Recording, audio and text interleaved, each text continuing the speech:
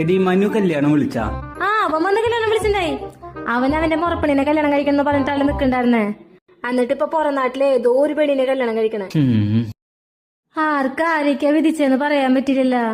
അത് നീ പറഞ്ഞത് കറക്റ്റാ. ഇപ്പൊ നമ്മള് ദൂരെ ഒരു സ്ഥലത്ത് പോകാൻ ബസ് സ്റ്റോപ്പിൽ ബസ് കാത്ത് നിൽക്കും. അപ്പൊ ആ സ്ഥലത്തേക്ക് ബസ്സേ വരില്ല. ശരി, കാത്തുനിന്ന് സമയം കളയണ്ടല്ലോ വിചാരിച്ച് കിട്ടിയ ബസ്സിന് പോവാന്ന് വെച്ചാ നമുക്ക് വരുന്നത് ഒരു ലോക്കൽ ബസ്സായിരിക്കും.